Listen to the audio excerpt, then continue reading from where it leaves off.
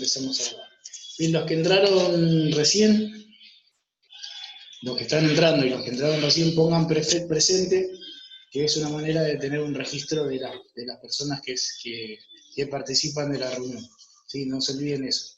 A los que ya estaban y lo saben, de ahora más, cada vez que entran, ponen presente. ¿Está bien? Se lo decía para Matías Tomber, que entró, ahora entra Basualdo, ¿sí? Los que entraron últimos sin antes haberle dado toda la explicación del por qué necesito que pongan presente. Ahora ustedes no pregunten, llegaron tarde, solamente pongan presente. Así no volvemos a repetir lo mismo.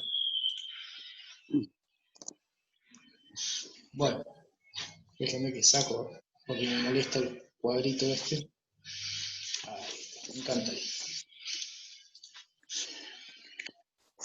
Bueno, esta es una diapositiva que les quería compartir a ustedes de un seminario que había ido hace como 5 años atrás, un seminario que dieron ahí acá en la Jaureche, en el río Jaureche, y estuvieron hablando sobre motores y la eficiencia de un motor. Se habla sobre la selección del motor, cómo es la manera adecuada de seleccionarlo, cuáles son un poco las características técnicas que tiene un motor, y estamos hablando sobre todo de un motor trifásico, ¿está bien? De inducción, que son los que más están dentro de lo que es la industria. Son los motores de vanguardia, digamos. Van a encontrarse seguramente algún servo, algunos motores de continua, se van a encontrar con algunos motores polifásicos, pero los motores trifásicos de inducción son los caballitos de batalla de todas las industrias. También los pueden encontrar de 5 HP, de 20 HP, de 100 HP, sí pueden encontrarlo de todo tipo de tamaños y potencias, pero en definitiva son los motores que más son utilizados. Entonces vamos a empezar a analizar esto, si me lo permiten. Les voy a compartir esta diapositiva que recibí hace unos años en el seminario. Bien, un motor mal seleccionado nunca podrá ser un motor bien mantenido. Esta frase, por favor, grábenselo en la cabeza ustedes como futuros técnicos, futuros ingenieros, futuros gente de mantenimiento. Traten en lo posible de tener esta frase siempre presente, sobre todo si van a trabajar en la parte eléctrica. Capaz que alguno va a hacer trabajos mecánicos, le interesa más el torno, la fresa, pero para los que le interesa la parte eléctrica, es importante que lo puedan tener en cuenta. Y los que no van a ser electricistas, también recuérdenlo siempre. Un motor mal seleccionado nunca podrá ser un motor bien mantenido. Está bien, a la larga o la corta, por más bueno que sea el mantenimiento que se le haga, mantenimiento preventivo, correctivo, predictivo, el mantenimiento que ustedes hagan, nunca va a alcanzar porque el motor fue mal seleccionado. Está bien, puede ser que hayan seleccionado mal la potencia y el motor no dé la capacidad de carga necesaria. Puede ser que el motor esté mal conectado. Si cuando seleccionaron no se necesitaban poner un motor en estrella, consiguieron un motor en triángulo y no da la potencia necesaria. En fin, recuerden siempre esto: mal seleccionado, mal mantenido. Bien, y vamos a basarnos sobre 12 preguntas que deberíamos hacernos para seleccionar un motor correctamente. ¿Sí? Estas son las preguntas básicas e indispensables que tenemos que tener presente a la hora de poder hacer un proyecto, para poder hacer alguna línea de producción, si es que es necesario, si están proyectando hacer una línea de producción, o una máquina, necesito tener estas preguntas básicas para poder vivir. Bien, pregunta número 1. ¿Bajo qué norma internacional debe ser fabricado el motor? ¿Está bien? Acá en Argentina se fabrican bajo las normas AEA, que son la Asociación Electrotecnia Argentina. También están homologados bajo las normas IRA. Seguramente cuando estuvieron trabajando con dibujo técnico habrán escuchado normas IRA, que sería la parte de control de calidad. También está bajo las normas NEMA, que son unas normas internacionales, y las normas GIEC, que es lo mismo, también son unas normas internacionales. Es una confederación de electrotecnia internacional.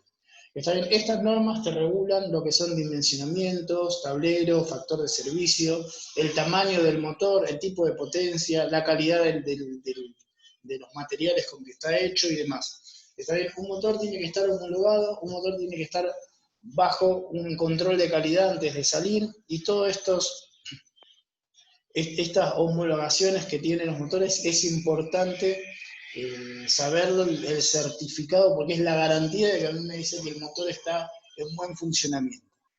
¿Está bien? O sea, lo primero que tengo que saber es el tipo de norma. Acá en Argentina tiene que tener el sello IRAN y el sello de AEA. Si son los mínimos, después pueden tener otros sellos si son importados, pero son, digamos, la homologación que a mí me garantiza el buen funcionamiento de ese motor o que pasó por unas previas pruebas de control de calidad. Bien, otra pregunta es, ¿cuál es la información básica que se debe disponer para seleccionar un motor eléctrico? Bien, esto es fundamental, tener que saber el tipo de potencia que voy a necesitar, que voy a disponer para el motor, el número de polos para qué es. ¿Se acuerdan? El número de polos o el número de par de polos. ¿Qué dato me está dando para si yo sé el número de polos? Pueden abrir los micrófonos, ¿eh? ¿Con qué relaciono yo sabiendo los números de polos?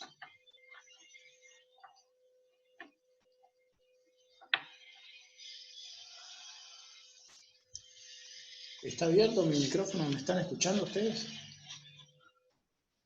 Sí, tengo solamente la cámara. Bien, no tienen ni idea, no se les ocurre nada. El número de polos se relaciona... No, profe. ¿Cómo? No, profe. Se relaciona con la velocidad del motor. ¿Está? ¿Ahora les recuerda eso? Número de polos, velocidad del motor. Del video que vimos, ¿no? Sí, también lo estuvimos hablando y lo estuvimos haciendo. Estuvimos haciendo algunos ejercicios. Por ejemplo, cuando sabíamos lo que es la velocidad de flujo magnético, que es la velocidad sincrónica, y la velocidad del eje es la velocidad asincrónica. Cuando trabajamos con qué es el deslizamiento, vimos también la diferencia entre una velocidad y la otra. Para producir la velocidad en el eje, primero tengo que tener un campo magnético giratorio. ¿Está bien? Ese campo magnético me lo da la cantidad de números de polos.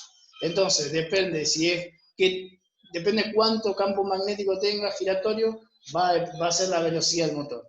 Entonces, hay dos cosas que dependen de la velocidad: la frecuencia y el número de polos o número de par de polos.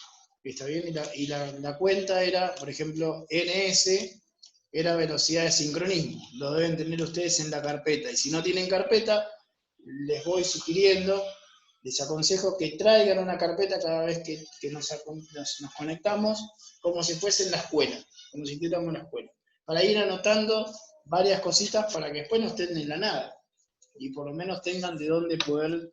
velocidad sincrónica era igual a 60 por frecuencia, ¿se acuerdan? Sobre P. 60 era una constante, la F era la frecuencia y P era el número de par de polos. Entonces la velocidad de campo magnético es NS. ¿Y de qué depende? Depende claramente de la frecuencia y de la cantidad de número de par de polos. Entonces cada vez que yo veo una información del número de polos, estoy entendiendo que hago mención a la velocidad del flujo magnético o, en consecuencia, ¿para qué la velocidad del flujo magnético? Para que el eje lo siga. Y si el eje sigue, voy a tener la velocidad del eje en RPM. RPM. Entonces, ¿es necesario el número de polos? Sí. ¿Qué me determina? La velocidad. Listo. Esa es la relación. La potencia. ¿Cuál es la relación con la potencia? La fuerza. Los caballos de vapor, o CB, caballo de vapor o caballos de fuerza, ¿está bien? Entonces, cuando hablamos de potencia, estamos hablando de un par motriz, que eso se ve reflejado en el eje.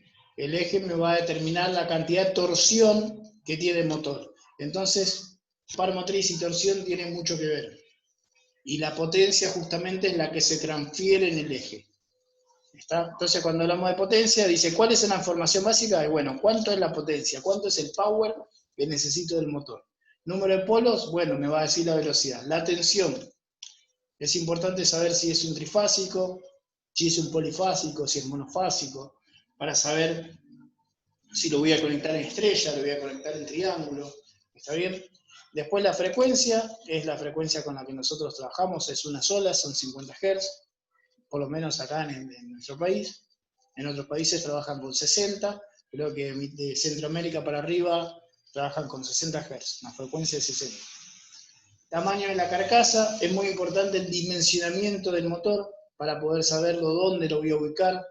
Está bien, esto se tiene, hay una tabla, el cual yo puedo ver, hay una tabla del cual yo puedo verificar cuánto es el tamaño del motor sabiendo cuánto es la potencia y sabiendo otras cositas más. Entonces esto viene todo estandarizado y en función a eso yo puedo saber que voy a dejar, por ejemplo, un espacio. Si estoy haciendo una máquina, ¿no? Voy a dejar un espacio determinado para un motor y capaz que compro el motor y el motor es así. ¿Yo lo puedo saber o no lo puedo saber a eso? Si estoy haciendo un proyecto. Yo voy a meter el motor acá. Voy a agarrar y voy a meter acá. ¿Lo puedo saber o no puedo saber el tamaño de la carcasa? El dimensionamiento del motor. Y me imagino, profe, que un motor de mayor potencia siempre conlleva un mayor tamaño. Está bien. ¿Y cuánto es más grande? ¿Qué yo tengo que dejar? Si esto es toda la máquina, tengo que dejar esto. Capaz que esta es la máquina, ¿no? Bueno, que esperen que borre todo esto. Vamos de vuelta. Esta es la máquina y yo dejo la mitad para el motor. Y capaz que viene un motor de gran potencia y el motor entra acá. Y yo desperdicié todo este espacio, el cual podía haberlo aprovechado para poder hacer o colocar otras cosas. ¿Está bien? Entonces, el tamaño de la carcasa va a ir, como dijiste recién, creo que Tombero habló, va a ir dependiendo de la potencia. Mientras más potencia, más grande es el tamaño. Y hay una tabla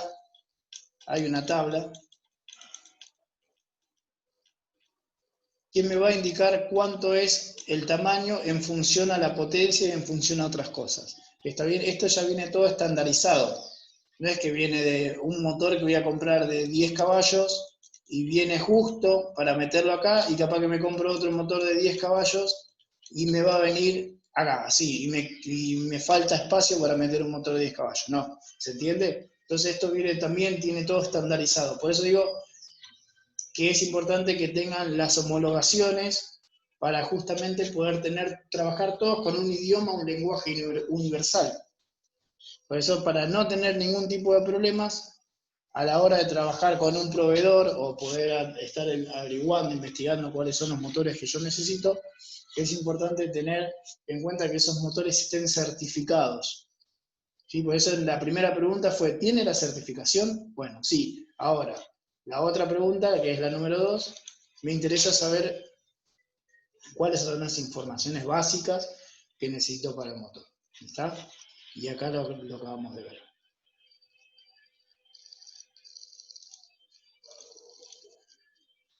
Bien, tamaño y forma de carcasa, ¿se dan cuenta? Acá está, este es para izarlo, este es el anclaje.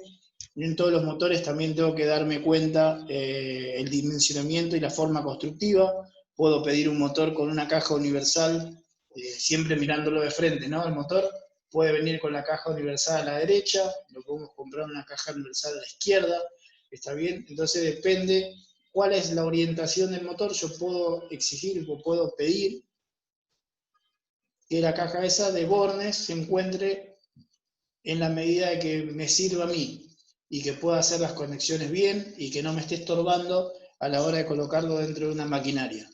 ¿Está bien? Esto, por ejemplo, la pata, me salí.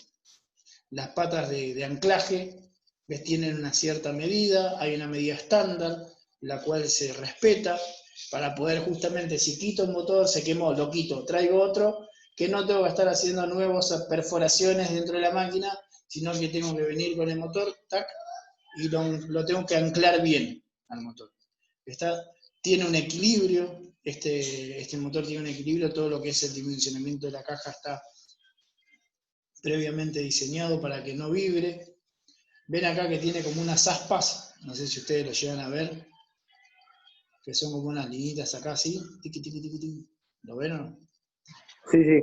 Esas Sí, sí. aspas son las aspas de ventilación que tiene. Atrás en la culata tiene un ventilador, el cual cuando funciona va a cruzar a través de estos el aire, y eso hace que se pueda ventilar y pueda disiparse el calor que genera la electricidad cuando pasa a través de las bobinas. Como siempre, como ya lo saben, cada vez que pasa una corriente eléctrica a través de un bobinado, a través de un conductor, ¿qué genera? Un campo magnético. Bien, genera un campo magnético. Y a la vez, en consecuencia también, ¿qué tengo? ¿Calor? Calor. Pérdida. Exactamente, tengo calor. Pérdida calórica se le dice. Exactamente, tengo pérdidas en el cobre, que es el famoso I cuadrado CR, tengo por Joule, por efecto Joule, tengo un calentamiento en el cobre y eso es transferido a la carcasa. Entonces el ventilador es una parte del motor. Es tan importante como el eje. El eje que es el que transfiere la potencia. Es tan importante porque sin el ventilador, un motor lo más probable que se termine quemando porque levantó mucha temperatura o trabaje de manera, ¿cómo lo puedo decir? Que trabaje de manera alternada porque se va a apagar, el guardamotor va a esperar que se enfríe y se va a volver a prender. ¿Está bien? Actuaría el guardamotor porque levantaría temperatura y lo sacaría de servicio. Pero ¿qué tan bueno sería que pase esas cosas? Que el motor se caliente, esperemos que se enfríe, lo vuelvo a prender, se calienta, esperemos que se enfríe. ¿Cuánto aguantaría un motor así? Ustedes imagínense que están en una empresa y están haciendo el mantenimiento de ese motor. ¿Ustedes creen que duraría mucho o duraría poco? ¿Le cambiaríamos la vida útil de ese motor? ¿O seguiría Y va a durar funcionando? poco. ¿Cómo? Va a durar poco. Exactamente, este motor duraría poco. Si bien tenemos un guardamotor que lo va a sacar de servicio cuando toma temperatura, pero va a llegar un momento que tanto darle la temperatura va a terminar dañando los aislantes que tienen el campo, el bobinado, ¿sí? El sector donde están los campos. Se terminarían destruyendo, por así decirlo. Entonces no es conveniente tener un motor que funcione mal, que esté saltando la térmica por ese motivo. Por lo menos por el motivo de no tener un ventilador. Así que cual día que tengan que ir a colocar, hacer una puesta en marcha de un ventilador, de un motor, y se den cuenta que la parte trasera no tiene el ventilador, no lo pongan. O busquen el ventilador y después, una vez que ya lo tienen, recién ahí colóquenlo. Porque van a tener problemas a la larga. Todo lo que es la parte del constructivo del motor lo necesita, hasta la misma tapa de la bornera. Si usted le quita la tapa de la bornera, lo más probable es que se pueda electrocutar a una persona. Un operario, o ustedes mismos, o caiga algo adentro y puede producir un cortocircuito. Es muy importante que el motor conserve todas las partes. Bien, la pregunta número 3. ¿Fueron analizadas todas las condiciones presentes en el arranque? El tipo de sistema de arranque, ¿cómo lo vas a arrancar? Estrella triángulo, arranque directo, lo vas a arrancar con un softater, con un variador de frecuencia, lo vas a arrancar con un autotransformador, con resistencias en el rotor, en el estator, ¿está bien? Es muy importante tener en cuenta eso. ¿Cuál es el sistema con el que lo vas a arrancar? Si por ejemplo lo estás metiendo en una cinta transportadora, te conviene 1000 veces trabajarlo con un arrancador suave que tenga rampas, para que el movimiento no sea brusco y no termine afectando la producción. Si lo vas a trabajar en una bomba centrífuga, lo mismo, te conviene tener un variador, un arrancador suave, ¿está? Por eso, dependiendo cuál es el sistema de arranque, yo voy a ver qué tipo de motor voy a poner. El torque par, también la fuerza, es otra de las cosas que tenemos que tener presente en el arranque. Por ejemplo, Si ustedes van a poner vamos a decir, si necesitan un alto torque en el arranque, ¿no? En el principio, necesitan tener un alto torque, un par motriz bueno, con fuerza, que el motor arranque con power. Yo podría poner un autotransformador ahí, en el arranque, o lo arrancaría por ejemplo, o haría un arranque directo, o lo trabajaría con un variador de frecuencia. Bien, esas son preguntas que ustedes tienen que hacerse. La semana pasada nosotros vimos tipos de arranque. ¿Se acuerdan que cuando vimos con el autotransformador, qué pasaba? Provocaba una caída de tensión y al reducir la tensión reducía la corriente por ley de Ohm. Y al reducir la corriente, el par motor está directamente relacionada con la corriente. Si tiene poca corriente, tiene poco par. Entonces el par motor en un arranque de autotransformador al principio haría esto. ¿Está bien? En el principio tendría un bajo torque, un bajo par motriz. O sea que no tendría fuerza en el arranque, eso me está diciendo. En cambio, si yo pongo, por ejemplo, un variador de frecuencia, no trabaja sobre la tensión, sino sobre la frecuencia, y la tensión se mantendría, la tensión se mantendría constante, por lo tanto la corriente se mantendría constante, y en consecuencia el par motriz también sería constante. Entonces en el arranque, si yo necesito alto torque, si yo necesito que mueva, puedo poner un arranque estrella triángulo o puedo poner un variador de frecuencia. Si yo no necesito par motriz en el arranque, tranquilamente le puedo poner un autotransformador o le puedo poner un arrancador suave. ¿Estamos de acuerdo? Sí. Vamos bien hasta acá. Por eso es importante el sistema de arranque, qué tipo de sistema voy a colocar. La corriente de arranque, tengo que ver también que no se me dispare, que no tenga que hacer mucha fuerza al arrancar.